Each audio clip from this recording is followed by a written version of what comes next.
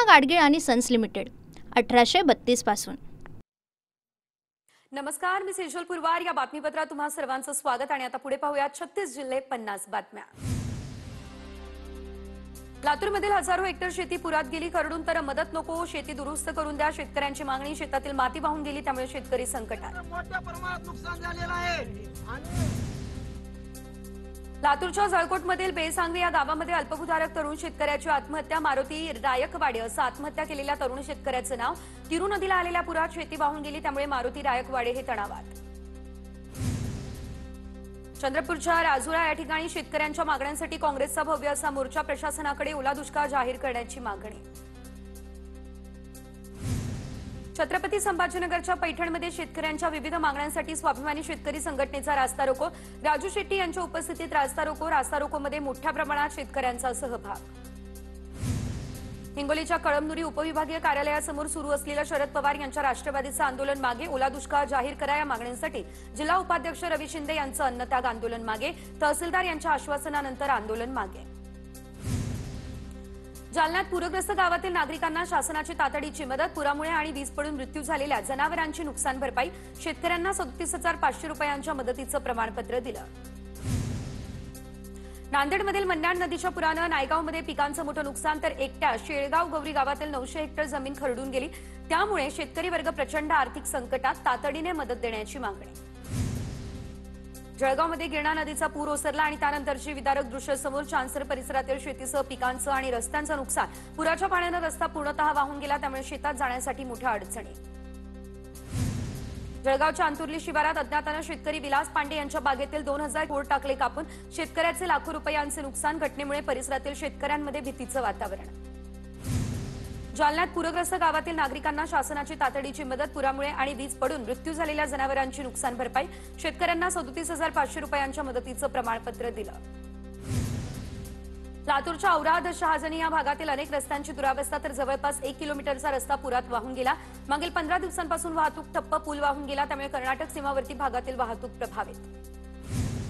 धुळे बाजार समितीमध्ये कांद्याची आवक घटली, 5,000 क्विंटल येणारा कांदा अवघ्या 300 क्विंटलवर। भाव देखील कमी झाले, त्यामुळे शेतकऱ्यांमध्ये नाराजी। बीडमधील शिरूर कासारा तालुक्यातील पूरग्रस्तांना योगेश क्षीरसागर यांच्याकडून किराणा किटचं वाटप। 15 दिवस झालेल्या अतिवृष्टीने शेतकऱ्यांचं अतोनात नुकसान। बीडच्या परळी तालुक्यातील दूध उत्पादक संकटात। दुधाला प्रति लिटर 40 ते 45 रुपये दर। उत्पादन खर्च निघत नाही, त्यामुळे दूध उत्पादकांचं आर्थिक गणित पूर्णतः बिघडलं। मुख्यमंत्र्यांच्या हस्ते अनुकंपा आणि लिपिक भरती नियुक्ती आदेश वितरण, तर यावेळेस अनुष्का मोरेला वैद्यकीय शिक्षण आणि संशोधन संचालनालयात नियुक्ती। मुंबईमधील 26/11च्या दहशतवादी हल्ल्यात अनुष्का मोरेंच्या वडिलांना वीरमरण। गोंदियामध्ये अनुकंपाधारकांची भरती आणि महाराष्ट्र लोकसेवा आयोगामार्फत निवड झालेल्या उमेदवारांना नियुक्तीपत्र प्रदान। 158 अनुकंपाधारक, 42 एमपीएससी धारकांना नियुक्तीपत्र प्रदान।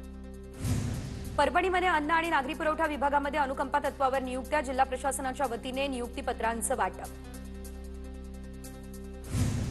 जालन्यात मुख्यमंत्र्यांच्या 150 दिवस विकास कार्यक्रमाअंतर्गत नियुक्ती आदेश वाटप। गट क आणि गट ड मधील अनुकंपा आणि एमपीएससीकडून 128 जणांना देण्यात आले नियुक्तीचे आदेश। पालघरमधील कुरगाव ग्रामपंचायतीला जिल्हास्तरीय आणि तालुकास्तरीय सुंदरगाव पुरस्कार, तर 50 लाख रुपये रोख असे बक्षिसाचे स्वरूप।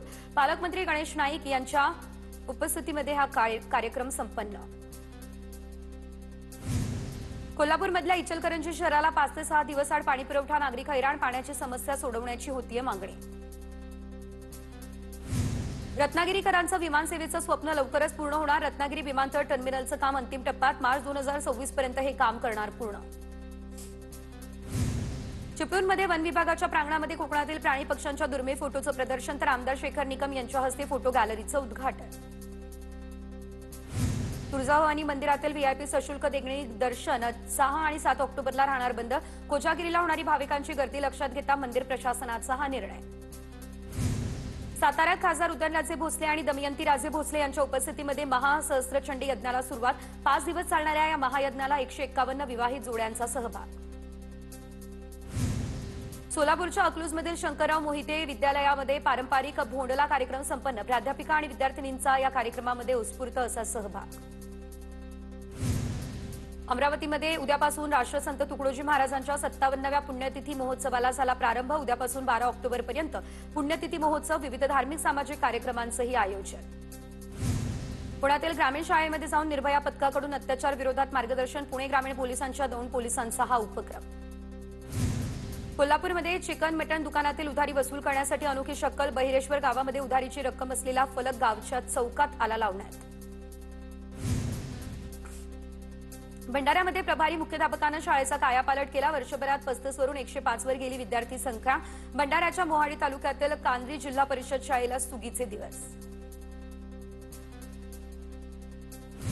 बुलढाण्यातल्या शाळेत 8च विद्यार्थी, तेही गैरहजर। शाळेत शिक्षकही केवळ 3च। जिल्हा परिषदेच्या शाळेतील हा प्रकार। पटसंख्या न वाढवल्यानं शिक्षकांचं निलंबन, तरीही विद्यार्थ्यांची पटसंख्या वाढलेली नाहीच। भुसावळमधील दीपनगर औष्णिक विद्युत प्रकल्पातून लाखो रुपयांची कॉपर वायरची चोरी, तर 5 महिन्यांनंतर पोलिसांमध्ये गुन्हा दाखल। पुढील तपास यासंदर्भातला सुरू।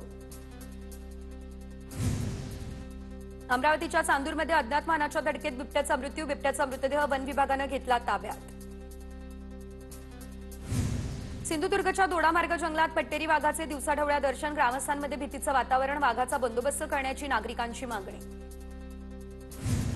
गोंदियामधील प्रशासकीय इमारतीच्या 2ऱ्या माळ्यावरती आग, शॉर्ट सर्किट झाल्यानं आग लागल्याची माहिती। कर्मचाऱ्यांना सुट्टी, त्यामुळे मोठी दुर्घटना टळली। आगीवर नियंत्रण मिळवण्यात मात्र यश। नाशिकमध्ये भर रस्त्यात तरुणांकडून तरुणीला मारहाण। व्हिडिओ सोशल मीडियावर व्हायरल। पती पत्नीमध्ये वाद असल्याचं समोर। पोलिसांकडून पतीला अटक। नाशिकच्या कळवण पोलीस ठाण्याबाहेर पोलिसांचा लाठीचार्ज। जमावाकडून पोलिसांवर दगडफेक। कळवणच्या धाकटी गावातील तरुण बेपत्ता होताच ग्रामस्थांची तक्रार। ग्रामस्थांचा मात्र तरुणाचा घातपात झाल्याचा संशय। नाशिकमधील येवल्यात चोरट्यांचा धुमाकूळ। दुकान फोडून लाखोंच्या पैठणीची चोरी। व्यावसायिकांमध्ये भीतीचं वातावरण। अहिल्यानगरात कॉलेजच्या विद्यार्थिनीवर जीवघेणा हल्ला। भिस्तबाग परिसरातील घटना। हल्लेखोराची गुन्हेगारी पार्श्वभूमी असल्याची माहिती। गंभीर जखमी विद्यार्थिनीवरती जिल्हा शासकीय रुग्णालयामध्ये उपचार सुरू। पूना गाडगीळ आणि सन्स लिमिटेड 1832 पासून।